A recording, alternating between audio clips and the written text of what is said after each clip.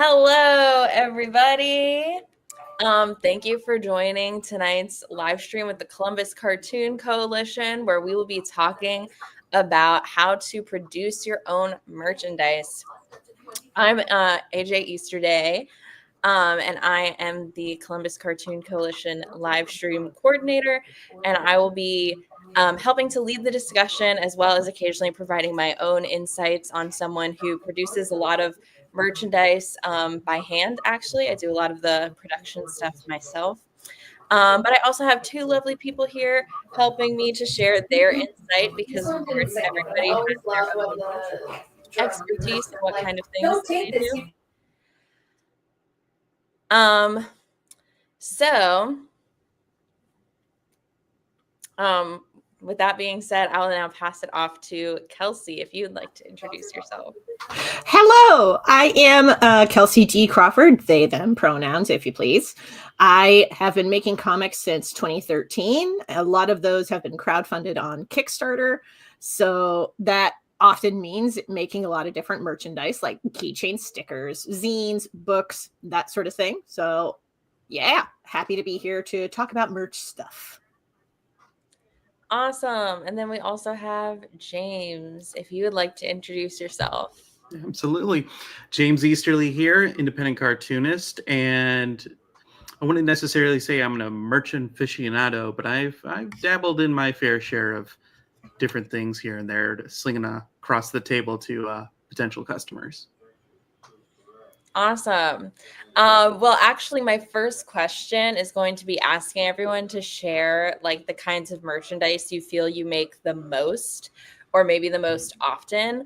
That way people watching can get an idea of like what our expertise is in. I will also share my expertise, but I'm going to let you guys as the special guests go first. So I'm going to hand it back to Kelsey. Okay. Well, I can tell you from having looked at my sales numbers after like 10 years of doing Comic Cons and things like that. Number one merch item is books. So that's comic books, graphic novels, zines, the like 5.5 by 8.5 zines. I'll be talking about these little guys here shortly. But when I first started, I started with these little guys.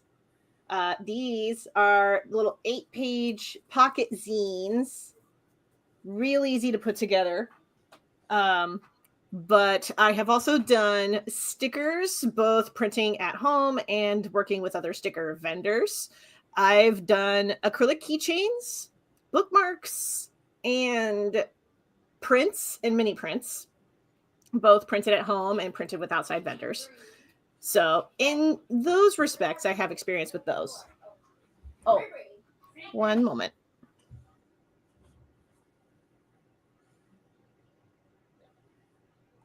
Sorry, my cat was being very fussy all of a sudden. She had opinions.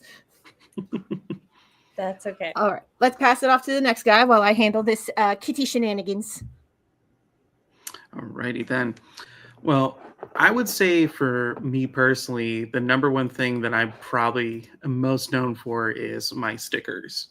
I think the last time I checked on Etsy, I had like 1,000 sales, and most of that is because of the shenanigans here.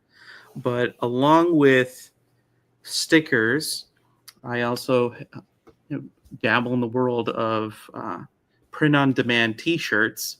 And one of the nice things with print-on-demand T-shirts is that I don't have to pay for the production of this, but the caveat is with royalties, they can be very low, but it's a nice alternative if you don't have the budget to print your own T-shirts. That is an option to have another business handle that, and then all you have to do is upload those designs. But as I've been getting more into dabbling into making my own comics, back in 2021, for Free Comic Book Day, let me get this back down and the top down, I made this little mini comic about making mini comics. So this was a good example of me finally stepping into the realm of making comics. And that's kind of where I want to shift my focus in, because I've lived in the world of sticker merch and other things for so long, but I really want to earn that title of cartoonist by putting in the work to get some more books made. Those are some slick designs there, my guy. Yes, I was going to say thank you for like showing your examples, because I think that gives a good idea of your expertise. And you do seem to have a ton of stickers, which is great, because stickers is definitely something we'll be talking about. So as for my own experience, as I kind of alluded to, I like to print and produce as much of my own merchandise as I can to save money. And of course, that's easiest to do with paper items, because all you really need is paper and a printer to get started with those. So I create a lot of my own stickers, prints, and paper bookmarks, but I also have experience with resin bookmarks. I also do make a lot of books, and depending on the nature of that book, sometimes I print it myself if it's just like a little zine.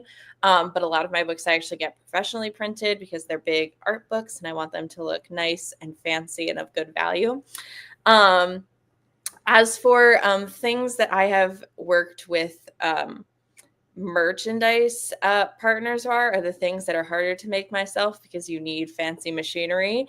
So things like enamel pins, which I have an example here, and acrylic charms or acrylic keychains. This one is not my own design. It's just one that I grabbed because it's a good example. Those are so sinking cute, though. Mm-hmm. Yeah, I'm a big fan of acrylic charms, and actually I'll be making acrylic charms for the project I'm currently working on, Valhalla Awaits. So I have acrylic charms on the brain. Cool. So now that we've kind of talked about like all the different merch items we've kind of have experience making, one of the questions that we received beforehand from one of our group members is, which merch items sell the best for you? Whoever would like to start. I can go ahead and start. For me, merch items that sell the best, I mentioned it before, books. So that's my graphic novels in particular. But also like the single issue floppies, like you would see at a comic shop, those also fall under that category for me, because they often are done by the same printers. The next most popular after books and zines are most often stickers for me. So I would say those are like my top three. Although, zines are edging to replace stickers currently. The second category is actually original art for myself. So that's not even really like a mass produced merchandise item. It's just it's a sketchbook page that I'd like to mount on display, and boom. Those are also really popular for me. But most popular, books and stickers and zines. So those are the things that I have the most experience with in that regard. But I am interested to hear y'all's thoughts. Yeah, I'd say for me personally, going back to it, stickers are definitely the number one item for me. They tend to be the lowest cost item for somebody to get into for your art. But it's one of the things where I do want to get more into the zine space, especially in terms of like doing art scenes. So this was something I made for myself a little while ago. I might be getting my head of myself here with different ideas, but this was just a test idea where I took pencils for some drawings that I made and made a little art zine of that. So this was all printed off at home, very low cost, staple bound and all that stuff for me. And that's something I'd like to explore a little bit more in the future, but stickers is definitely the number one thing because low cost. And then the thing is, I'm sure many of you are seeing here, is that I'm using known IPs or my sort of creative take on things. So there's a kind of a give and take, and I'm sure we might dabble in this during this discussion of merch, is the idea of original creations versus fan art, or sort of your creative take on a fandom of something. So it's very, it can be a great way to get a lot of attention early on, but it's also you might be dabbling on thin ice depending on the particular characters or property you might be working with. So it's always a good rule of thumb to be careful about the kind of stuff you might produce, because I'd say the second item I've sold the most is prints, but a print like this for me, which I had up on my Etsy page for a little while, actually got a cease and desist from Activision. So this is an instance where I only had 5 prints, so I wasn't really doing much with it, but Activision did not take kindly to this. And something to be mindful if you have merchandise up online on like a platform like Etsy, if that content gets flagged, they will automatically take it down from your website. So it's that you might be making something cool that somebody might really resonate with, but you also run the risk of getting some unwanted attention. So stickers definitely for me, then prints, and then ideally I'd like to switch it around where books are number 1 for me, along with zines, and then stickers and everything else follow from there. Thank you for that insight. I also have to add that stickers are a really good seller, and I agree they're like easy for someone who's just getting started in merchandise, and they're low cost, which I think is why they're so good. Stickers are definitely my best seller for in-person events. I always like to have a few items that just cost like $1 or $2, that if people only have a couple dollars to spend, they can still buy something from your table. And I think that's part of why those low cost items like stickers do very well. But I will add, in my experience, they do better at in-person events. Low-cost items don't necessarily do well if you're selling online, because then in those cases, sometimes the cost of shipping is too expensive to make it worth it. So oftentimes online, people would rather like buy a big bundle of stuff or something that's kind of big and feels like it's worth paying any like shipping or fees that might be associated with it. Mm-hmm. Online, definitely books are my better seller. Yeah. Same for me. Whenever I run a crowdfunding campaign, whether on Kickstarter or Crowdfunder, they're usually for the books. So obviously the books are the biggest seller there. But even running my Ko-fi shop, when running my Ko-fi shop, the number 1 seller in my Ko-fi shop is original art. It is not stickers or zines, or like books and original art kind of tie for first place in my Ko-fi shop. But when it comes to selling merchandise online, I've not had a ton of success selling stickers online. It's been mostly books. Mm-hmm. Okay. Which actually I'm going to then lead into a discussion on how to make books. And I want to specify for both my guests here in the live stream and also people watching that we're going to go ahead and lump pretty much any kind of book into the category of books. So whether you're technically making comic books, zines, art books, whatever, Graphic they're all novels. yeah, I'm like, they're all similar enough in the production process that we're going to lump them all together. And actually did just have a comment in the comments asking, how do we make our books and zines? And that is what we're about to talk about. Mm-hmm. So one of the first things I want to start with, because books is such a large category, and both of you already showed examples of things that look like they could have been like printed yourself at home and that you just staple together. But you may also get some books professionally printed.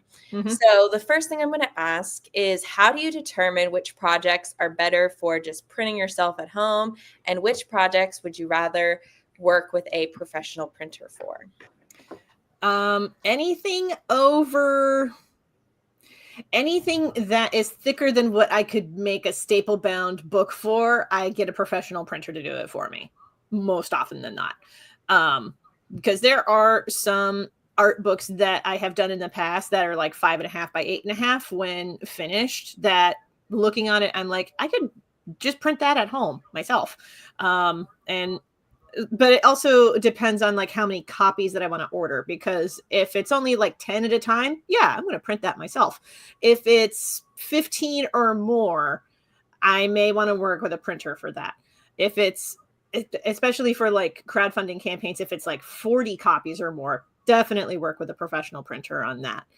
I do want to also side tangent, because this was asked in the private chat, to clarify what I meant by original art. I do not mean prints. I mean like actual honest to God sketchbook pages that were taken out of my sketchbook and mounted onto a mounting board and put on display. That's what I mean by original art. So with that, I usually use the backing board for like, people who collect comics know what I'm talking about when I talk about like bag-in boards. So I use those when mounting my sketchbook pages. That's for people who are interested in that particular line. But when it comes to books, yeah, if it's like 10 copies or less, print it at home. I will say, for people who are just getting into zines, whether you are doing like these little guys like I have here, because this little guy is actually a single sheet of office paper, but with a slit in the middle so that you can origami it into a little book. There's a ton of tutorials on how to do these all over YouTube, so I'm not going to go too much into detail here about that, but these are probably the easiest thing to do, especially because they are often single-sided. The easiest thing to do with these is to make a master copy and then take it to a photocopier at your library and make copies. Especially if you have like a fussy printer. I understand, because I have also dealt with my fair share of fussy HP printers. I have since switched to Epson, and I am never going back to HP. So that is my preference. But yeah, if you have a really fussy printer or you don't have a printer at home, do what like the old school zine printers would do, and just take your master copy and go to like the public library or a FedEx or something and start making photocopies off of that. Yeah, I'm going to double down on, it's worth investing into a solid printer scanner if you can. One that I would highly recommend for comics makers, zine makers in general, is the Workforce series from Epson, because those have a scanning bed that can handle 11 by 17 sheets of paper. I actually recently finished up a painting project where, against better judgment, I probably should have taken a photo of it, getting all artsy-fartsy about process and whatnot, but I decided to just scan it this time because I knew I could fit it into my scanning bed. So thankfully, with a little work of touching up the imagery, I was able to get it to look just right. But yeah, I definitely would second the idea that if you are doing a low print run, if you're only looking to make so many of a particular book, or you're looking to get experimental with making a book, I would highly recommend trying to doing as much as you can at home, because there you will have a lot more control over what you produce. You'll be limited by what supplies you can purchase, but the nice thing is, when you make something at home, you open yourself up to more experimentation. You have more creative liberties over the kind of materials you use. So for instance, get my top down going again. Whoop, one sec. Technical difficulties, please stand by. Come on. There we go. So let's zoom in here. Oh, can you repeat the name of the scanner? Yes. So that would be the Workforce, Epson Workforce 7820. So that is a printer and scanner. And I will go ahead and put Epson Workforce in the comments as well, so you can remember that. Yeah. So let me see. I'm going to grab one more of these. Where's a good one? Not that one. Let's see. Here we go. So I feel you, Evil Fluff, because I remember having those wrestling matches with my own HP printer before I switched over to an Epson. So let's see. So with each of these books, they all have a different paper stock inside. So with the Doom zine here, I used manila paper, which is something you're not going to be able to typically get from a typical printer service, as opposed to just getting yourself some of that paper elsewhere. In this booklet, I used a relatively inexpensive newsprint paper that I was able to purchase a ream of 500 sheets, 8.5 by 11, online. So much more inexpensive, relatively speaking, than typical copy paper. Yet nowadays, that might be a different story. I was about to say, where did you find newsprint? Because that's something I want to work with more. Yeah, so there are a couple of Pantone is a paper company that typically sells a lot of their materials to an Office Depot type seller of products. But you can find, if you were to search up ream of newsprint up on either Amazon or other websites, you typically can find some results. I will say, though, that the ream I got for this stuff originally cost me around, give or take, $6 or so. Unfortunately, last time I checked, the price jumped to $14, so almost a three-ish times the initial cost of what I initially paid for. So I definitely would recommend shopping around if you can. And then this one, just standard copy paper, which may in the near future be the most inexpensive paper for the moment. But with all of these three, I'm using Astro Bright paper for this. So standard Astro Bright colored paper. So not too thick, but on this one, if you can hear the difference there, this is more of a cardstock. Same, still Astro Bright, but it's a little thicker of a stock. So getting the fuss around with this stuff. But then there's one more thing I'm going to show off here that's going to be really radical in terms of the process making.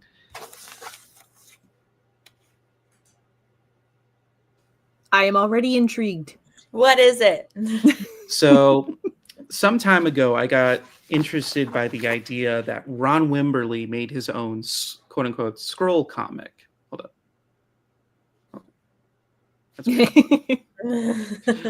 Scroll comic. By the power of the gods be gone. Yeah. So I thought to myself, well, his scroll comic is more of an accordion fold. So it folds out in an accordion style, which I do have a mini comic in that vein I could grab in just a moment. But this was an idea I just did a demo test of, well, what if I made my own scroll style comic or zine? So this is just a prototype, but the idea is you can roll out your comic and then roll it back up to store for later. So it's a scroll zine or scroll comic, whatever you make of it. And there are different mechanisms I want to look into to fuss around with this, because there are services that you think of when you go to a hotel and you see that generic company style pen that they always have. Those printing services that make that kind of stuff, there are some that actually have little flag strips that you can pull out from the pen. So a thought that came across my mind was making little bubblegum sized comics for those kind of pen strip things to pull out with. So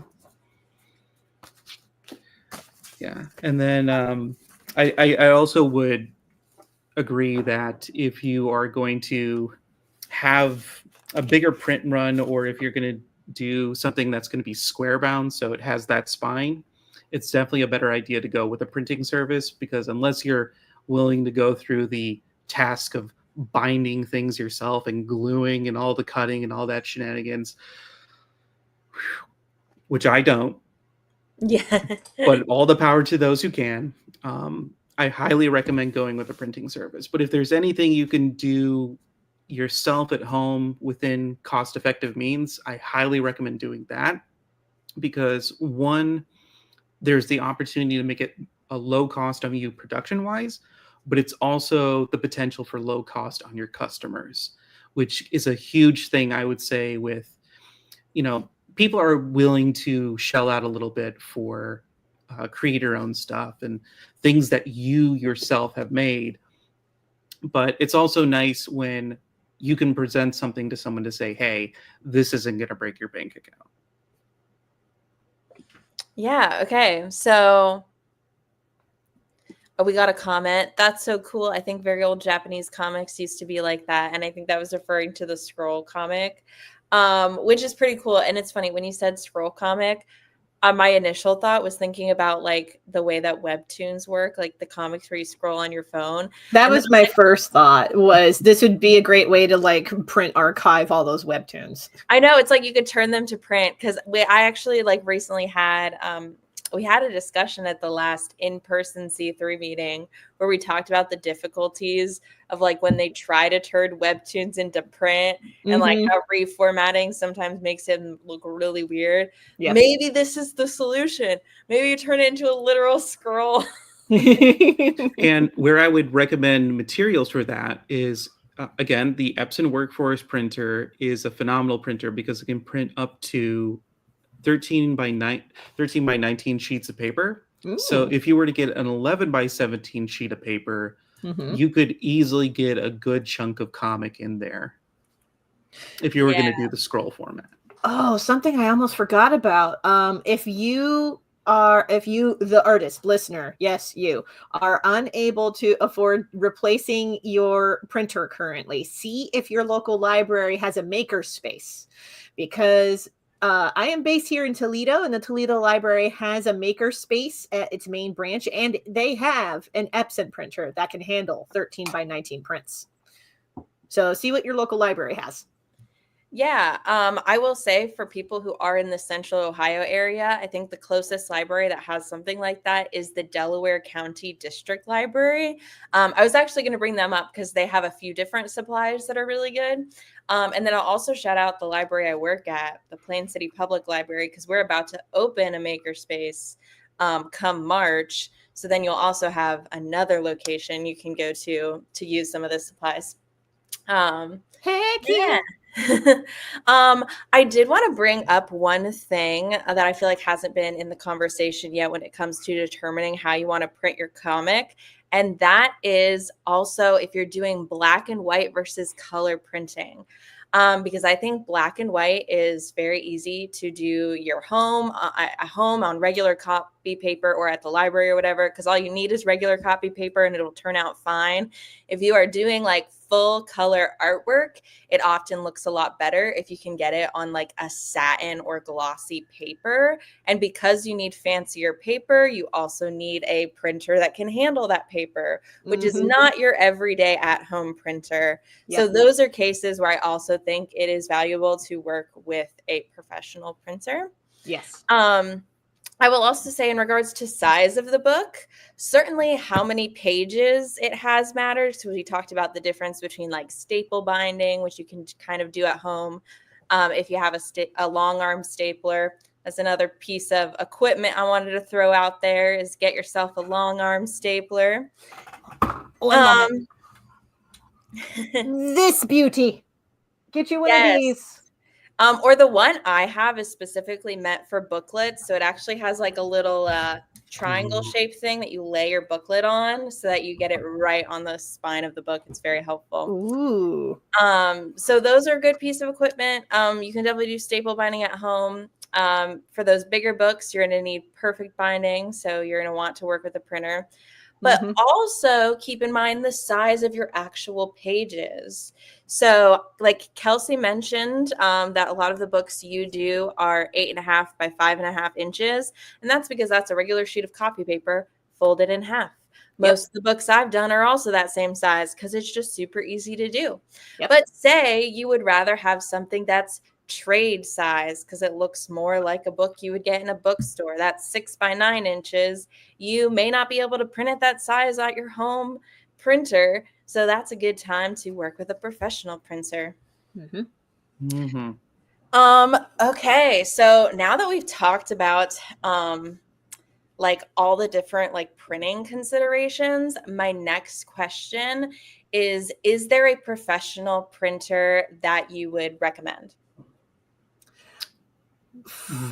James, if you want to start this one. Yeah, I feel like this actually is my camp. The best way I can answer this is there isn't necessarily just one printer I would necessarily recommend as the go-to printer per se. When I was working for a particular printing service, I would have said otherwise, but that was more of a marketing ploy. Right. But I last summer actually made a list, and the list is still open to recommendations and other additions, but I made a comprehensive list of printer services that people can access for getting their books made. So if you were to go to my website, easterlyart.com, and go to my blog, you will find the really huge comic book printer guide. Highly recommend it. It helped me compare and contrast prices and find the best one for me. Yeah, because that's a big issue with trying to find a good printer is when you were to search it up online, you're beholden to whatever search engine you're using and whoever paid the most to get that top billing on your search results. Whereas the list that I've created has been vetted by other comic book makers. So you're going to get a mixture of small print run type printers to huge production printers and a variety of them, North America, Canada, I said North America, China, Japan, Europe, etc. So there's a good breadth of those. But then it goes beyond just typical, say, digital printing and offset printing, but I also have sections for reso printing as well. Ooh, so that's big in the zine scene.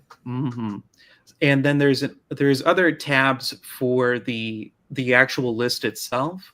But again, if anyone were to go to my website, easterlyart.com, oh, let's see, we got a link in the chat for that. So yeah, just go to that, and you will get all the goodies that I've pieced together for that. And I put a little couple of best practices when trying to approach printers, like compare your prices, check what they offer. But one of the big things I would highly recommend is always be mindful that printer services are managed by other people, just like you. So even if there's something where you're on a tight deadline and you need something quick, always remember to treat them with kindness and care, because the last thing you want to have happen is, and I've seen this happen before, where you get either, I'm blanking on the right way to phrase this, but I was about to say, this sounds like it comes from personal experience. I have overheard these phone calls before where a customer is dropped as a client from the business because they are causing that many issues for the printer. So yeah, even though that's crazy. I've never heard of that happening. Yeah, but the key thing is they want your business. But if you're that problematic as a customer, things will happen, and then you might deal with a catastrophe there. Yeah. All right. Well, thank you for all that insight, and we're glad to have like that whole like list that you've put together. It's awesome to have that as a resource. So everyone, you can find that on his website, and it was also linked in the comments. I actually do have a specific printer I want to shout out just because they're the one that I've worked with the most, and they're probably on your guide because I know it's a popular one, and that is Mixam.com. That's the printer I have the most experience with, and I like them so much that I don't feel the need to go exploring anymore for other options. I love them. I've had great results every time I've worked with them, and have printed many books with them at this point. If I may, real quick, they are the first printer on my list. So, and I won't name the printer I used to work for out of kindness, but Mixam is the first one on the top of the list, and I'm sure you're going to explain all the reasons why, because there's a lot that they do that is pretty phenomenal. Yeah. I mean, I don't necessarily want to turn this into an ad for Mixam, but I kind of have two things that I want to highlight, which are like the big reasons I continue to use them. One is one of their cover options is soft touch lamination. Ooh. It's like a very specific thing, but every time I order new books from them, I get the soft touch lamination because it makes the book feel like velvety smooth. And I've noticed that like people are more willing to buy your book if it just looks and feels like a good product. Like when I'm selling these books in person, I literally tell people, pick up the book, feel the cover. And when they feel that it's a nice cover, they are more willing to buy it. Like I actually have people who pick them up and are like, oh yeah, this like feels like a good book. So like having that nice production quality makes a big difference. The other thing I like about Mixam is every time you submit a book to them, they have a real human being who goes through the file and will let you know if there's any issues. And I know that it's a real human being because if there are issues, that person will reach out to you via email and explain the issues and how you can fix them. And there have been a few times where there's been more than one issue, so I have to email back and forth with them. But it's like not some customer service robot who's not going to like give you a proper answer. It's like a real person, really good customer service. And honestly, it's good that they have someone who checks your files before it actually goes to print because it keeps you from realizing, oh, I've ordered 50 books, so they all have the same mistake in them. Oh no. Yeah, that sucks when that happens. Yeah, that is not a great one. If I may, before we jump into any other subject, I do want to also highlight that on Mixam's website, when you're building a book, and this is something I would also recommend for anyone who's going to start a project. Say you're not 100% sure on the dimensions of your book just yet. You're not going to go with, say, the digest size or your standard comic size. Let's say you might even go for something custom. On Mixam's website, when you're getting an order ready, as you fill out the specifications for your book, say paper types and different things of that nature, they will provide an auto-generated template for you to use. Ooh. So that's something that I highly recommend. And then that's another thing I also recommend when you're looking at printing services is check for their templates, because that is going to help guide you to making sure that your print files are good and ready, so that you're not getting any correspondence from them saying, oh, you sent us a file, but all your images are 72 dpi and they're like this small compared, like the size of a thumb. Yeah, so definitely check for your templates whenever possible. Yeah, so I've fussed around with the template generator with custom sizes, and it gives you everything you could possibly need for the most part. Fantastic. Yeah, and I mean, this whole form where you can fill it out to get a quote is just like so user friendly. It shows you what all the options are. So and it automatically gives you a quote both for like the price of the actual books and price for shipping. So love that. Yeah, and if you're dealing with a print service that doesn't have as comprehensive as a user-friendly sort of interface to place an order, simply reach out to that printing service to ask some general questions. I've been dealing with a printer service that I'm looking to use for my next book that doesn't have as nifty of a setup like Mixam, but they are professional. They've been in the game professionally for a number of years. They've printed for publishers like Tokyo Pop back in the 2000s, which at some later point I'll get into. But they don't necessarily have that same interface. So it never hurts to just ask, hey, this is what I'm looking to print. This is the number of pages. This is the type of paper that I would like to use. A lot of time these printers are more than happy to send you samples of what you might like to use for your book. So never hurt to reach out and ask questions for printers, but also remember, ask kindly, ask with grace, and just keep in mind that you're dealing with another human being, and you never know what kind of day they might be experiencing. So always approach them with kindness. Yes, I think that's a good takeaway too. Just like whenever you're working with manufacturers, remember to like maintain a sense of professionalism, because you often are like talking with other people on the other line who are kind of in the same situation as you. Okay, so I guess before we move on, I think we're about ready to move on from books, but I guess I'll just say, do either of you have anything else that you'd like to quickly add, or do we have any last questions in the chat? Not about books. One piece of merchandise that I almost forgot that I did, mostly because I haven't done it for a long, long while, is there's a piece of merchandise that I have heard interchangeably referred to as either pins or buttons. Oh, yes. I actually plan on bringing that up later. I actually brought examples. This is my work lanyard. It's decorated from lots of pins, and I was specifically going to bring this up so we could talk about like the difference between a button pin and an enamel pin. Yes. These are both things that I would love to bring up later, but actually the next piece of merchandise I want to go into talking about is stickers, because it's something that we all brought up as like a best-selling piece of merchandise, something that's easy to make. So I think that's kind of the next best thing to talk about so that we can give some people advice on how to make good stickers. Yes. Alrighty. So I guess if either of you wants to start and talk about like your process for making stickers, and if you work with any manufacturers, do you have any recommendations? Whoever wants to go first can take it away. I'll start because I feel like James would probably have a lot of thoughts on the subject matter, so I will get my thoughts out of the way first. By all means. I've done both. I have worked with other outside printers and I have printed from home.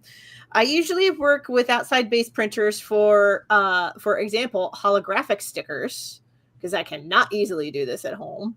Stickerapp.com did this, and Godzilla in booty shorts. So highly recommend them for especially your holographic stickers. They are a budget friendly. Hold on, I have a Godzilla. Let me get my Godzilla. Here's my Godzilla. Yes. Stickerapp.com.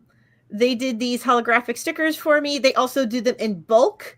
I think they do have a minimum number that they recommend that you order, but for the most part, they are still pretty budget friendly. So highly recommend working with them if you're going to be working with an outside printer. If you're printing from home, I would really only recommend it if you have a printer at home. This isn't something that you try to like do at the library or something. So what I do is I get the weatherproof vinyl sticker paper from onlinelabels.com.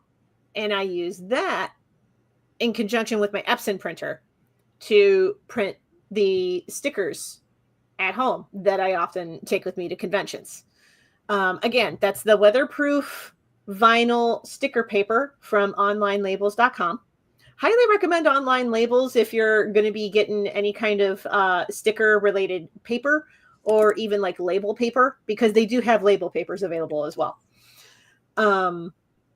So that's if you're going to be printing from home. Those are my recommendations. Usually when I do sticker art, I like to work at like 600 dots per inch rather than like the usual 300, because with the 600 you can get a lot more crisp lines, a lot more fidelity with the colors. It just works out better for the printer when you're doing stickers at 600 dots per inch rather than the usual 300. 300 is really good for books, books and zines and stuff like that. But stickers, I would recommend working with 600 just to get the most crisp colors and lines that you can possibly get. Awesome. Thank you for that insight, Kelsey. I kind of agree with everything you said, and I can also say that Sticker App makes great stickers. I actually have not like personally ordered my stickers from there, but I have friends who've had, and I've bought stickers from people who have said they're from Sticker App, and they're always high quality. And I think cost-wise, they're also one of the better options. So if you don't have the means of printing them yourself, that's a good website to look into. Yes. Them, and I have heard good things about Sticker Ninja. Sticker Ninja is based out of Portland, Oregon, if I remember correctly. But they're a little mom and pop shop, but they also do stickers. So Sticker Ninja. I might have to add that to the list if I don't have that on there. All right. Well, James, you have a lot of experience with stickers as well. So you want to talk a bit about your experience? Yes. I will say before we kick off into things, so I was talking about that painting earlier. So that's for a cassette tape project. And I had for the longest time always been in the mindset of, if you're doing stuff in print, 300 DPI, 300 DPI, 300 DPI. It was only as of this project I was ever introduced to the notion that as you get smaller, boost up your DPI. So 600 being that solid DPI that if you're going to be working in a smaller space, you get higher fidelity of an image with more dots per inch. So this is something I haven't necessarily worked all too much with, just because I haven't seen too much of an issue with that personally with some of the designs I've done. Most of this, let me see if I can get this going again. Most of these I did at 300 DPI, and typically with most of these designs, I originally do them in Illustrator. Now, stuff like this, or I would say maybe even the Corgi Gundams, they were done in these two, Photoshop. But the rest of them I did in Illustrator, which gives me the option to sort of stretch and skew them a lot more. So I can fuss around with DPI a little bit more easily because they're vector files. So vector gives you a little bit more flexibility with scaling, whereas raster, once you're locked in, you better lock in at the right DPI and the right pixel size for your image. So that's another little tidbit is, as long as you have the right pixels for the DPI, you can usually course correct yourself a little bit more easily depending on resizing. So that might get a little too mumble jumbly and whatnot, but I've actually been using Sticker App as well. Some of these stickers here go back as far as 2015 when I first started fussing around with making my own merchandise. But I'm actually glad I brought this book out specifically, because if we're going to talk about Sticker App, they do have a sample pack that they can send you. And this being my Sticker Black book, where I have a bunch of other stickers that I put in it, I have a variety of different style of sticker samples from Sticker App that they've sent. So you have your standard sticker, you got all these fun different variations, and that prismatic in the corner caught my attention the most. Yeah, let's see. That's so cool. Yeah, that's actually one of my favorites, because going back here,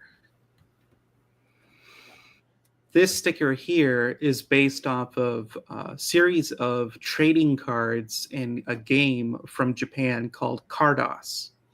So the styling in that nature, but it's very typical for that prismatic texture and like pattern to be used for that kind of stuff. So yeah, I feel like a lot of what's been already discussed, we've kind of hit our bases here. So a lot of what I'm saying might just echo what's already been discussed. Sticker app is definitely the one that I go for. There are other sticker services that are highly they're comparable, they're good, and I'd say the only time I've ever fussed around with doing stickers at home is if I needed something done quickly and I didn't need to worry too much about too many things per se. So when it comes to sticker size, I would say my usual go-to is about a 2-inch by, like, anything that can fit within a 3-inch by 3-inch like square setting. But I would even go further to say I try not to go beyond, say, 2.5 inches. So 2.5 inches square, and then whatever the shape might be, that's usually my go-to, because the bigger you get, the more costly it can be, especially depending on the colors and whatnot. So anytime I can get a sticker that's much smaller, I can usually get more of them. So yeah, and then your cost per sticker goes down because you can fit more stickers on the sheet. Exactly. Yeah, and I will also say that part of determining your sticker size is kind of what you think the sticker would best be used for. I have a feeling when most of us think of stickers, we think of little things that you're going to put on like your laptop or on a notebook or something, just for like a fun little decoration. But you may also want to think about like window stickers or bumper stickers, in which case car decorations, water bottle. Yeah, those are going to be printed at a bigger size. So, like, kind of keep those things in mind, because bumper stickers can also be cool. I'm a big bumper sticker person myself. I want to throw out there, because I have had troubles with this before, and I've also had to explain this to contributors to the Canon Wright Productions comics anthologies when they're designing stickers. You want to try to keep the sticker like outline as simple as possible. So like when I'm going to bring up Godzilla in booty shorts again, because these little stars around the edges here, little stars around the edges there, those can be a bit of a pain for the printer to do die cut around. So you want to try to simplify it so that they don't have to deal with that kind of a headache as much as possible. So when you're coming up with an outline for your sticker, try to keep in mind, like, what would be the least annoying thing for the cutting machine to deal with. Good point. I do, since I have my book going here, I'm going to just an example of some more standard size stickers. Now, most of these kind of fit within the 3-inch rule of sorts, but this year, I want to say this was 2022 at Heroes Con. So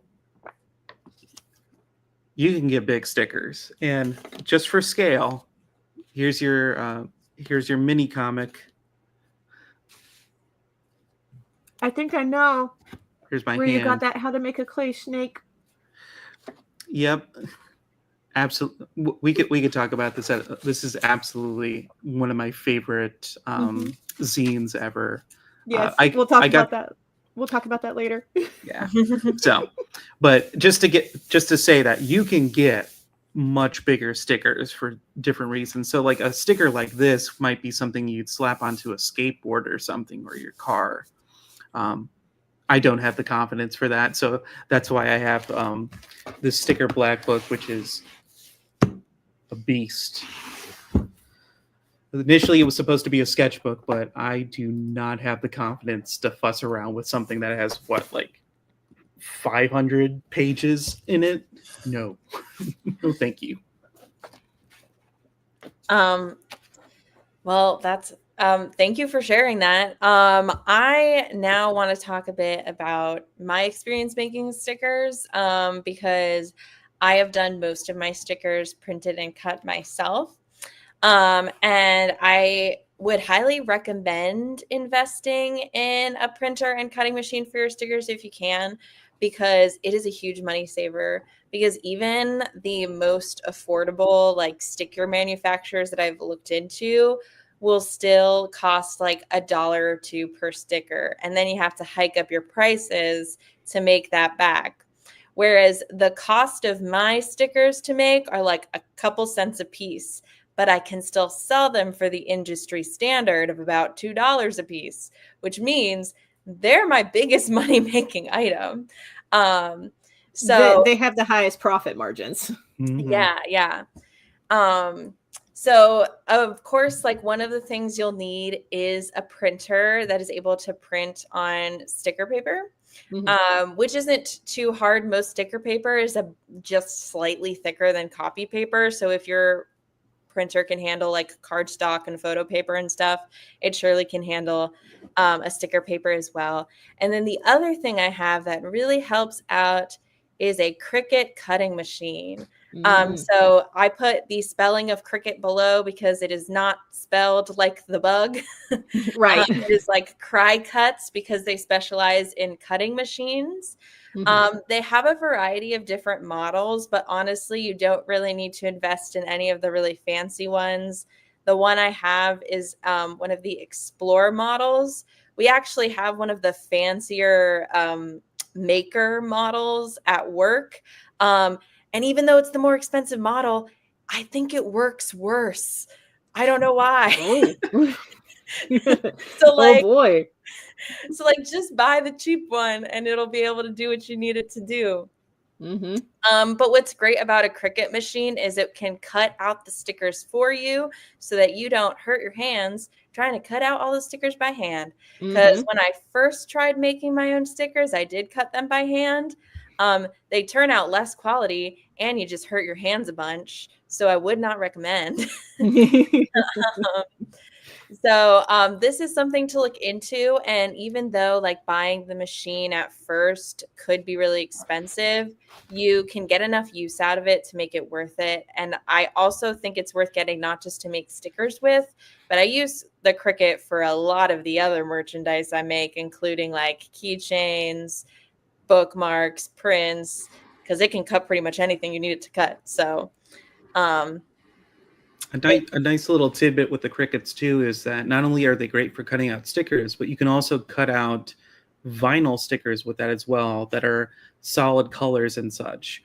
So that's one of the nifty features is that you're not only getting the outline for things, but you can get precision cuts with things if you set up your files right and you have the right thing going. So the flexibility of the Cricut is truly amazing. Yeah. I also think like one of the benefits of it is actually what Kelsey was just talking about a few minutes ago about creating the outline of your sticker. The Cricut software actually has a function that makes it extremely easy to get that outline for you. You just pop your image in, and then there's a button called offset that basically adds a little outline for you, and you can adjust how thick you want that outline to be. And then it's like, boom, automatic sticker. Interesting. I had never worked with a Cricut before, just because they were always outside of my price range. We'll have to see. I think there's a Cricut at my library's maker space. So if they do, I might have to give it a try. It actually is fairly common for them to be in libraries, and it's one of the machines that I do know is available at the Delaware County District Library, which I mentioned earlier. So there are places where you can find it. And you, if you do it at a library, you usually just have to pay for the cost of materials. You don't have to pay for like the machine use itself, which means if you bring your own paper and your own vinyl, you don't have to pay anything. Ooh. So there are some really great cost-effective ways to make your own stickers. And if you have any specific questions about that, you're welcome to DM me on Discord if you're part of the C3 Discord, and I'm always willing to talk sticker making. But I think for purposes of time, I kind of want to move on to the next merch items. So let's talk about making or printing and producing art prints for sale. Ooh, yes. Okay. So this is kind of another item that you could potentially like print yourself at home or work with a professional printer. There's a variety of sizes you can print at. So I'm curious to hear your experience printing at different sizes, and if there's a size you think works best for you or that sells the best. Okay. So I haven't dipped my toes into the print game super duper often. What I will say is when it comes to mini prints, the little 4x6, almost like photo size mini prints, I print those from home because I have Epson premium photo paper and an Epson printer, and it comes out great when that happens. Hello, fur baby. Yeah, my fur baby was saying hello earlier, so I know how that goes. So when it comes to the 4x6s or anything small like that, I try to print those at home as much as possible. That said, I do recommend Mixam for the 11x17 prints. Because I've worked with other printers for 11x17 prints. I have even done the desperate route of going to like Office Max to get prints done. Don't recommend it. I don't know what it is about the printers at like Office Max and Office Depot, but they get the colors just off. Like the colors turn out just off at Office Max and Office Depot. So yeah, Mixam though. Mixam has really good color grading, and they have like really good 11x17 varieties of paper. So like they have like a satin feel, they have a matte feel, like they have those options available. I have heard very good things about cat prints, and that's cat like the animal, like our special guest here. Like catprints.com, because that's who one of my art colleagues, Chloe, uses for her prints. I will say those papers tend to be a little thicker. So with that thickness though, it holds the color in a different, arguably better way. And you can get other textures when you print with cat print. I have not used them personally, but my friend Chloe has, and all the prints that she has done with cat prints have turned out beautifully. So seems to be worth it from what I can tell. But I do also recommend Mixam. I have not used Mixam for prints. I wasn't even sure that they did that, so that's really cool to hear. I do have a bit of experience with cat print, so I will also second cat print is very high quality if you need to work with a manufacturer. Okay, good to know. Yeah. James, do you have any experience with making art prints? Well, let me show off a couple of the things that I got. Nice. So I've done a variety of different style of prints over the years, and typically it varies in terms of the number one thing I'd start with before I get into sizing is the type of paper you end up using. So for this print, I used more of like just a standard gloss type paper, this through a printing service. I'm blanking on their name, so my apology, but a much thinner stock versus this where I use more of a card stock for more of a firmer feel for that.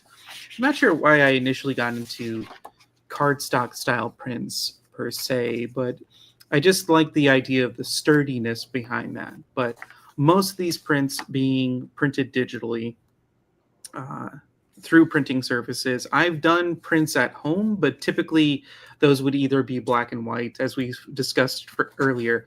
If you're doing color, it's usually a good idea to go with a printing service just because they tend to have machines that are better suited for that. digital printed or otherwise. But the thing that I would recommend with these is this print specifically is a good example of where this is not a standard size for any picture frame, period. Now, not everybody is going to buy prints and just stick them up on their wall per se. Some of them like to frame their prints. I like framing my prints with a mat around them. But something to keep in mind is this won't have a standard size, so you're going to have to get something custom framed. Whereas this is, I want to say, I might be blanking. I believe this is 11 by 17. And then these are 12 by 12 to be kind of like a record label size or record album size and whatnot. So if there's something I would recommend when you're making prints is be mindful of what typical frame sizes might be, so that if somebody does want to frame a print that you've made, it's easier for them to find the necessary frame for that. Mm-hmm. Yeah. That's some great insight. That's definitely something I wouldn't have necessarily thought of because I don't frame my own prints, but you're right that other people might want to. So it's something that as the maker, you need to be thoughtful of. Mm-hmm. And especially if you're working with manufacturers, a lot of their default sizes are going to be those like common photo frame sizes. So if you make your art at what you know is like a standard size, it's just going to be overall easier for you to get it printed. Mm-hmm. So a lot of my experience with prints is creating them myself, though I have a bit of experience with cat print, as I mentioned before, which is one I would recommend. And I actually do have experience getting things printed at Staples as like an office store option. The print quality was good, but the paper was like a little bit like it wouldn't like lay flat. So that's like a weird issue that I've only encountered at Staples and not any other printer. So I maybe wouldn't recommend them for art prints. I actually think they're a better option if you're looking for some place to print business cards or something like that. Just like a little something to give out, because it is very affordable printing and very fast. Yeah, office stores like Office Max and Staples are really good for business cards, particularly at the last minute. Yeah. No, I've definitely had to like last minute print some more business cards. And because you can just like get them printed in shop and then pick them up, you don't have to worry about shipping or anything. It's great. Yep. It's a bit of a tangent about business cards, but still a good thing to know how to make. To get back to the idea of art prints, because I like to print things myself, that has a bit like limited the size of my prints a bit, because my printer can only handle 8.5 by 11 paper, or I guess I should say up to 8.5 by 11, which basically means the largest prints I can do myself are about 8 by 10.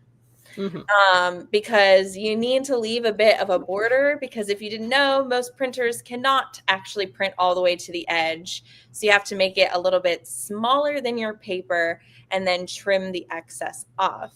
And I specifically do 8 by 10 because I know that's a standard print size.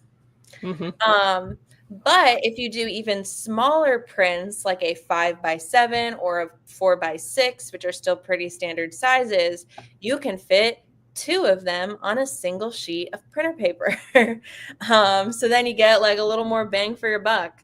So actually a lot of times when I'm doing art prints, I do what I call like postcard prints, because they're more postcard size, they're small.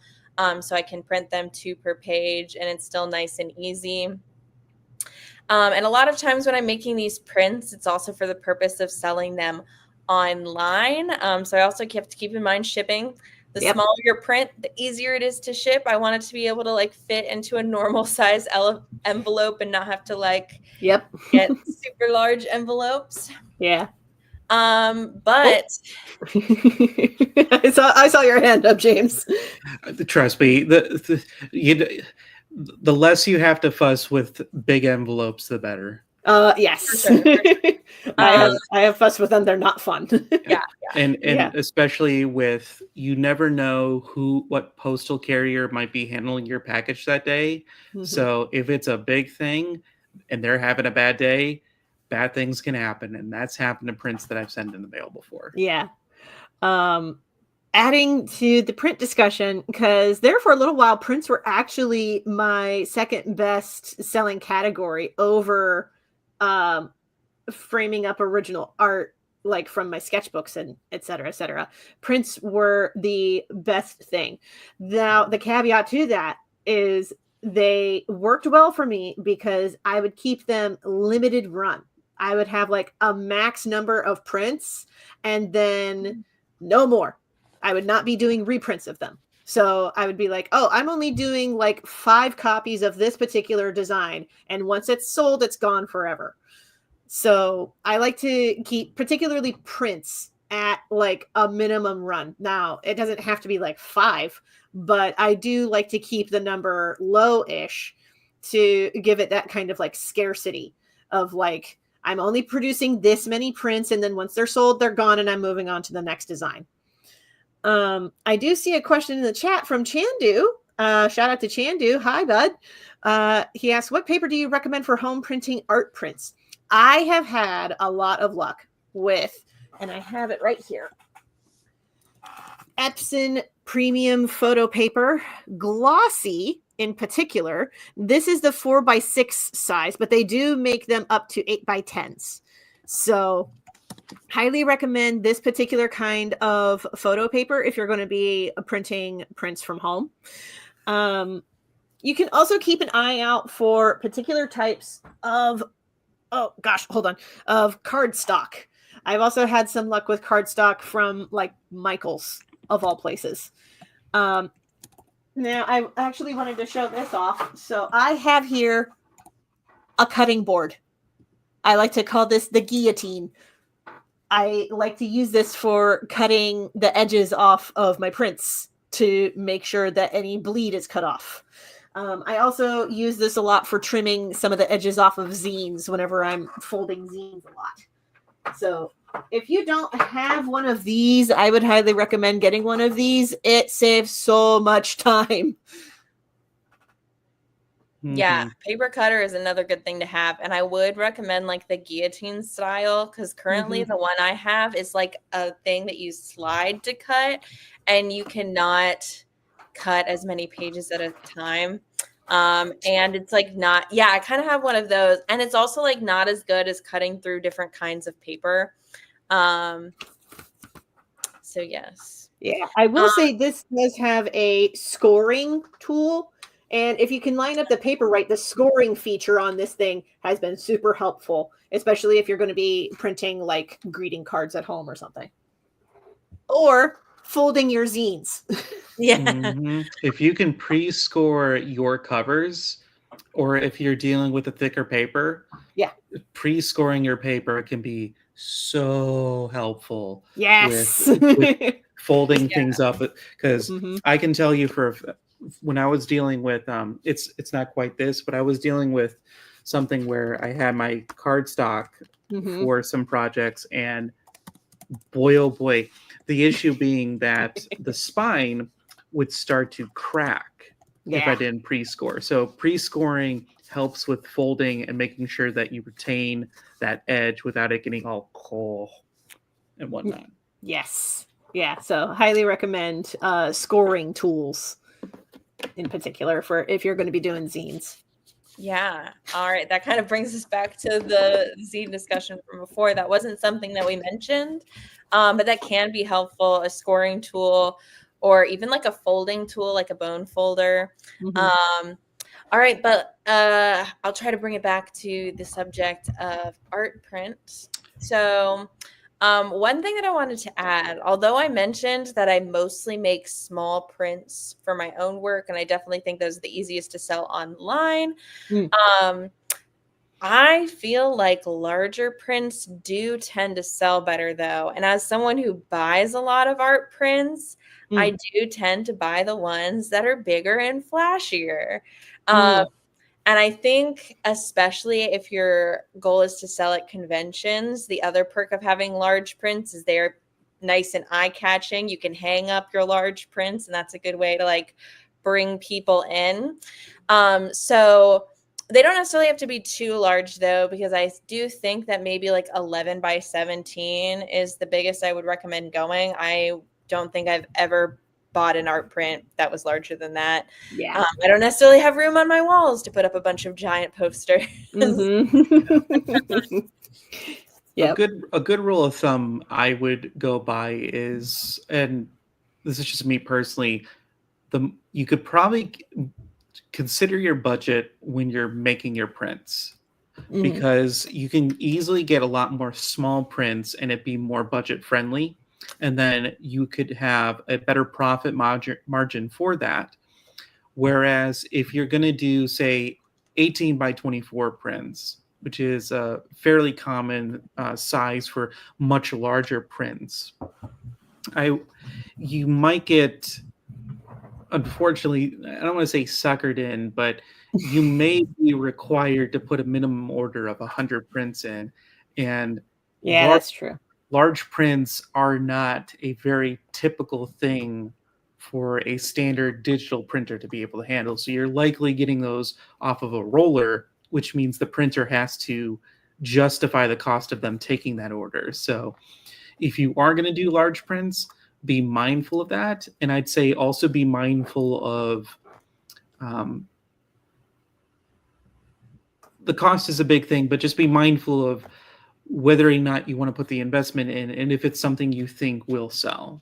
Mm-hmm. That's a big thing I'd recommend overall for any sort of merchandise is be mindful of, you always want to trust that, people are going to dig what you make, but always make an educated guess as to whether or not a particular piece of art might be the hot tried item that you're going to either make the mini print or the big print or the sticker, versus something where you're like, this is okay, maybe I make a print of this. Mm-hmm. That's where it's usually nice to have a gauge where you can consider if you might make something available as a piece of merch that isn't, say, a book or a zine. Take into consideration what you're willing to invest and whether or not there might be a good response from, say, you posting it online, engaging a response from that. Yeah, my general rule of thumb when designing prints and coming up with ideas for prints is this something I would want to put up on my own wall? And if the answer is yes, I'll make a print of it. Otherwise, I will move on to the next idea. Yeah, that's definitely like all good things to consider. Mm-hmm. So I do want to quickly interject and say, looking at the time, we have already been here for over an hour and 15 minutes. So I just want to make the viewers aware. It looks like we're not going to be able to get through everything we had planned, which I thought might be the case, but that's okay because we can do more than one live stream about merch. So I think we only have time to talk about maybe one more merch item. So I don't know if we'll actually get around to talking about the pins and enamel pins and stuff that I brought up earlier, but we will definitely do a part 2 where we talk about this stuff and more. Yeah.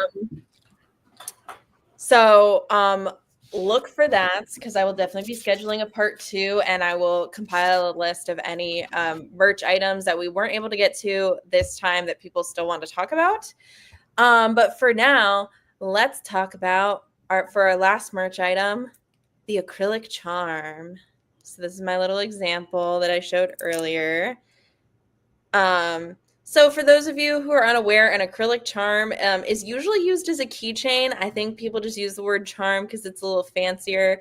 And I will say there may be a little more common to put as like a bag tag or something than to actually put on your keys. It's a similar function, and it's called an acrylic charm because it's made of acrylic. It's got a picture with acrylic on both sides and usually a little like clasp or something so you can hang it on your stuff. Because they are double-sided, sometimes people will do like the same image on both sides, or you can do a different image on either side, which is cool. So do either of you have experience with producing acrylic charms? Actually, I do, because I made this double-sided keychain. I call this design "Be Not a Purd" because it is a biblically accurate cat angel, and it is holographic. So it's got star holographic effects to it. Now, I did get this printed through an overseas printer called Vograce. I do recommend them. The trouble is they are overseas and they're based in China, and considering gestures broadly at everything, I would not recommend ordering anything from Vograce for the near future until stuff resolves because of tariffs and everything. I actually had it happen where a colleague of mine was like, I want to put in a big order with Vograce, but I want to make sure that I get this in time for conventions. And I was like, my guy, have you seen gestures broadly at everything? I would not put an order in. And then the very next day, USPS said that they were not going to be delivering orders from China or Hong Kong. And I was like, I didn't want to say I told you so, but maybe just hold off on Vograce for a little bit. I do love their work. I do love their quality. I love how their stuff has turned out in the past.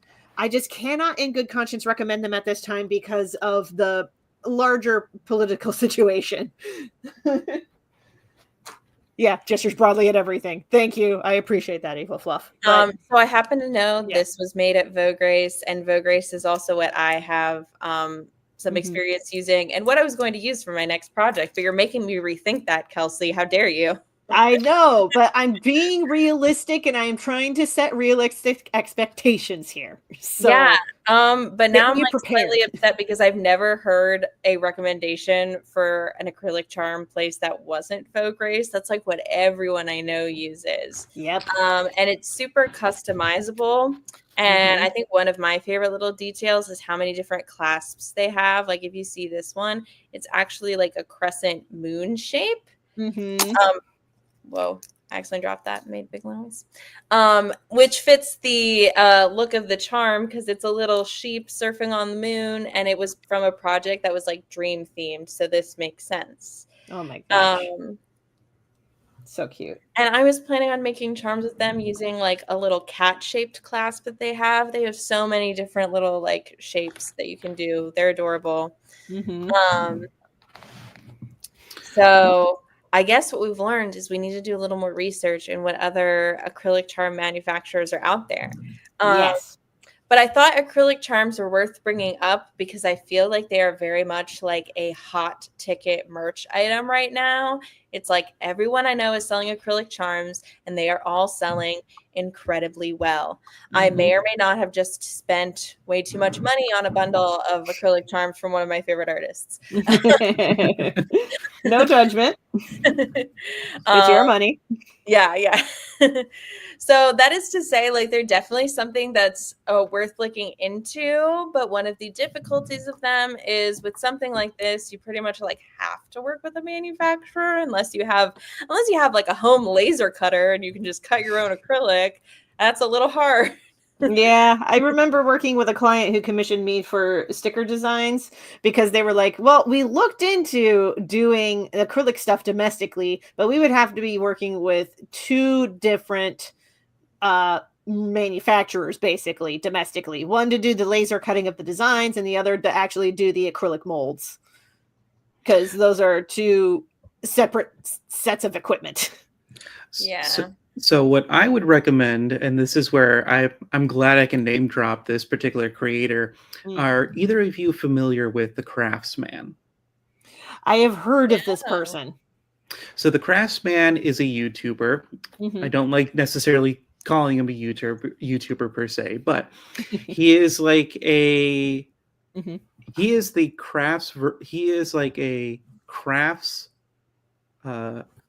Kermit the Frog, so to speak. So he's kind of a Muppet character. He might not admit that himself, but his channel is nothing but varieties of crafts. And one of the things that he has done is one of my favorite things that he's highlighted is the fact that a lot of the things that you might think that are manufactured in these high production settings, where it's like you have to use these big bulky machines and levers and knobs and dials and whatnot, a lot of that you can do at home. And one of the things that I would recommend is if the issue with the tariffs and all that things stuff is perpetuates longer than expected, it might be worth looking into doing, say, resin charms instead of acrylic charms, where you can still get the same effect, but then you have control over making the stuff at home. So what I would probably recommend is looking into, so he has some videos about creating resin type things where he'll use these sort of like trays of sorts where you can like put things into them to make things. So there are ways to work around this with technologies that have become more available, and 3D printing I think has done a phenomenal job in terms of, say, if you're looking for a particular design, say AJ, with your charm that you had and how it has that particular contour to it with the shape, what you could do is you could 3D print a sort of bed for that where you could pour your resin into it, and then you could make molds of that to do mass production of that at home. So there are different varieties of videos that he's made where all you got to do is think a little creatively and think, I see what you did there. Now, how can I apply that to what I want to make? Yeah. So from charms to, I would also shout out acrylic standees. I've seen some people do some phenomenal standees where it's layered with like 3 or 4 pieces. So it's like a whole scene that's been made. But I highly recommend the Craftsman in terms of if you're looking to expand your merch outside of the typical means, he's done a phenomenal job of creating some inspiration and tutorials for how you can get into that stuff. Yeah, I'm looking at his channel right now, and I see that one of his most popular videos is wood plus resin jewelry, how to make secret wood type necklace pendants. Yeah. Well, it's kind of interesting that you bring that up, because something that I've been getting into recently is resin crafting. So I have some experience working with resin, including making resin keychains. But I almost feel like if you're going to learn to do resin, instead of like doing this kind of thing where it's like an image encased in acrylic or resin, you can just make the entire keychain made of resin and have like resin be the, like, I don't know if I'm saying this right, but like you can just use resin alone and make a very beautiful artistic keychain. You don't necessarily need anything else. And actually, the other thing that I've started experimenting with is doing a combination of resin or even acrylic, because I recently bought some like acrylic keychain blanks. So I basically bought blank circles of clear acrylic. And since I have a Cricut machine at home, I've been cutting designs out of vinyl, and then I can stick those on either my blank acrylic keychain or onto a resin keychain or other resin item. And it's a way to further personalize whatever crafty item you're doing. So that's like another way to like create your own little charms or keychains. Okay. Another reason I would recommend investing into a Cricut. I feel like I feel like the stream has turned into just the intervention I needed to buy a Cricut. Yeah, and I mean, at least I'm telling you, like, buy the cheap Cricut. Don't feel like you need to buy the most expensive model. A lot of things that the like fancier models have anyway is like you can cut a wider variety of materials, but it's materials that you as like a comic artist probably wouldn't need. Like you're probably not cutting fabric or felt or wood or like things like that. But me as the crafter, I am interested in the stuff that would cut fabric. Because I mean, I knit this sweater. It's only a matter of time before I start wanting to do custom cut fabric stuff.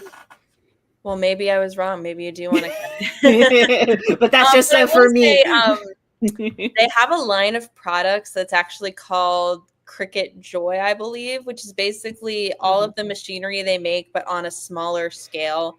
So you can only make pretty small things with it. But it's also more affordable. So if you're like looking to get started, you can do that. You can also buy Cricut machines secondhand. So like you can look on places like eBay, Facebook Marketplace, and see if someone's selling a gently used one. And that's a way to like save money on it. You don't necessarily have to worry about like the blades or parts of the machine being too worn down because you can replace parts. You can replace your blades and stuff. Michaels carries replacement parts for folks who may need to get replacement parts for those. Yeah.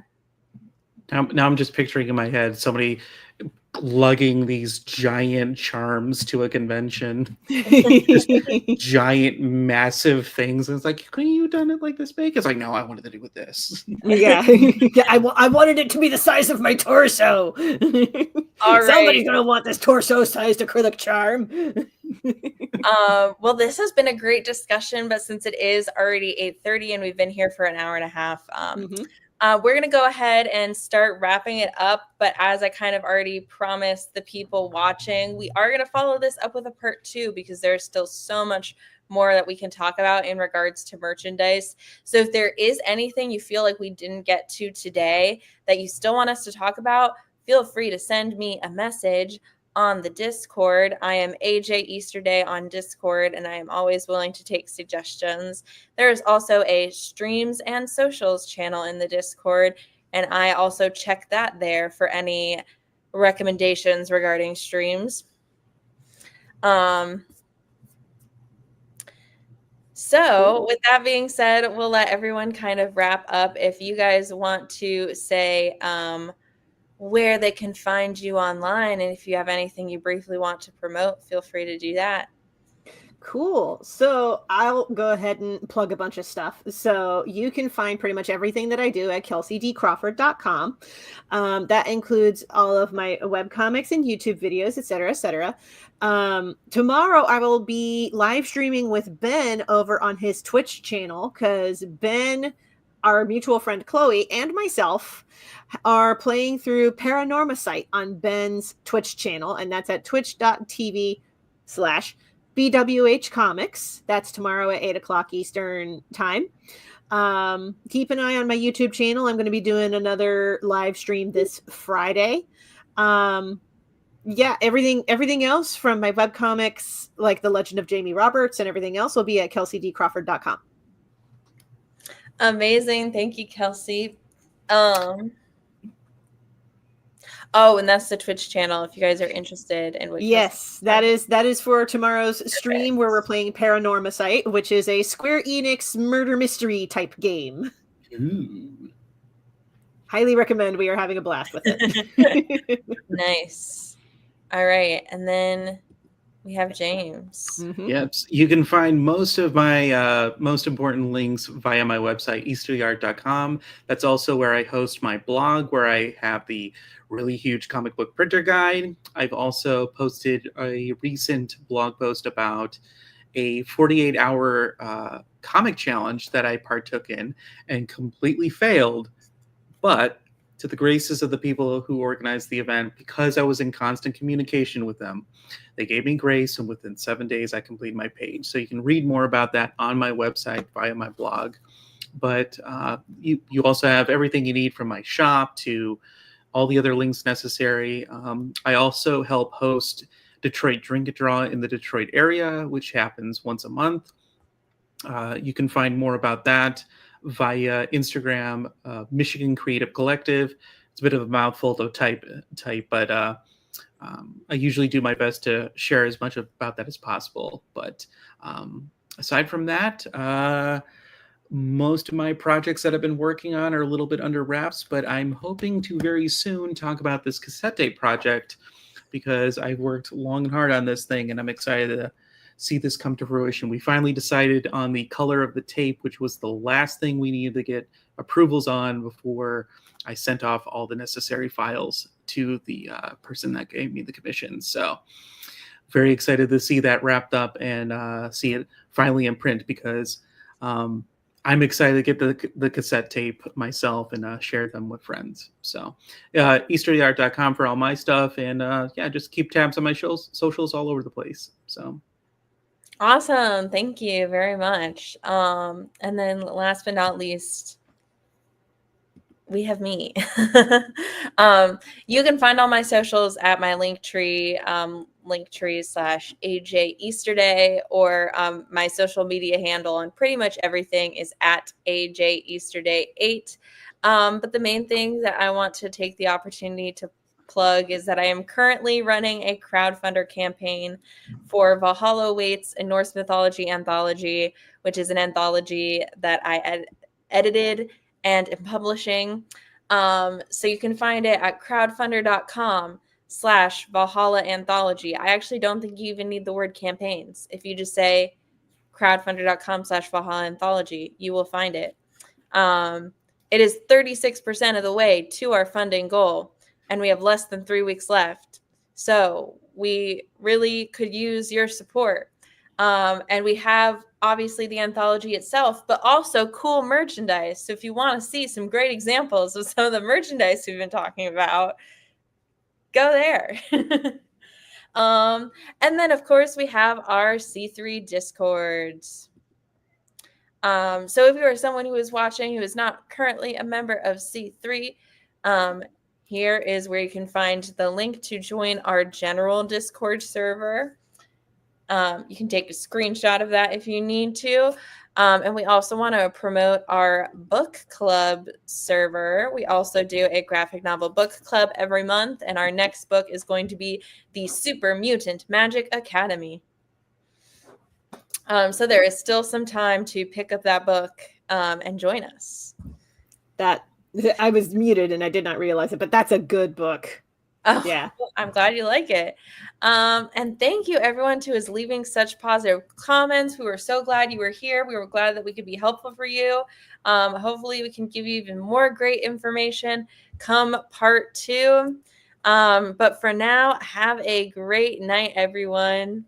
Bye. Bye. Thank you.